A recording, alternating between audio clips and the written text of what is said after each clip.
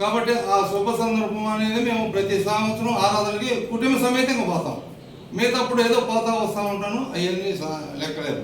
కాబట్టి ఆ ఒక్కరోజు కుటుంబ సమేతంగా మేము అందరం కూడా ఆ యొక్క దర్శనానికి పోయేసి టెంకాయ కొట్టుకొని మేము ఇంటికి వచ్చేవాళ్ళం. అది ఎవరు వాళ్ళు టెంకాయ కొట్టి ఆరతి ఇచ్చి నెక్స్ట్ మాకు తీర్థం ఇచ్చిన తర్వాత మేము ఇంటికి బయలుదేరుతాం.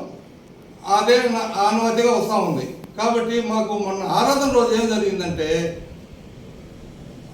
బాలసుబ్రహ్మణ్యం గారు మాకు ఆర్తలు ఇవ్వకుండా, దానికి ముందు కారణం ఏంటంటే మమ్మల్ని దర్శనానికి పంపించాల.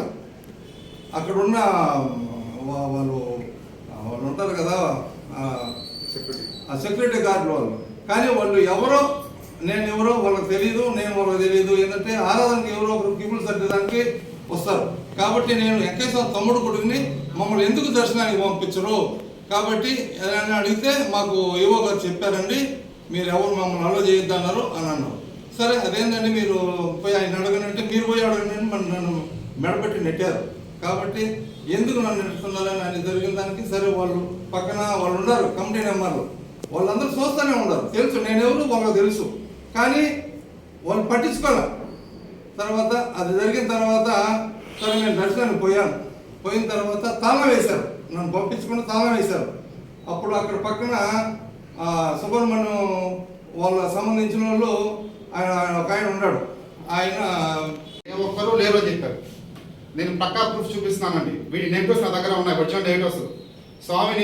స్వామి తమ్ముడు కొడుకు సోంపల్లి పెంచిన మా నాన్నగారు చేసి సమాజ్ చేశారు. చేసిన తర్వాత 42 రోజులు 41 రోజులు మండల పూజ చేశారండి.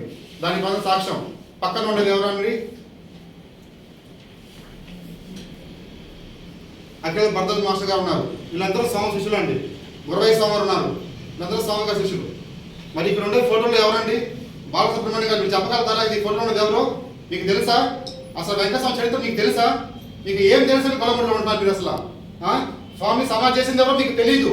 మీకు తెలియకపోతే తెలుసుకొని మాట్లాడాలా. ఒక ఐఏఎస్ ఆఫీసర్ ఉండి మీరు ఏ విచారణ ఏం చేయకుండా ప్రెస్ మీట్ పెట్టి ఒక రాంగ్ ఎలిగేషన్ చేస్తున్నారు మీరు. ఇది వెంకటస్వామి కుటుంబ సభ్యులకి ఎంత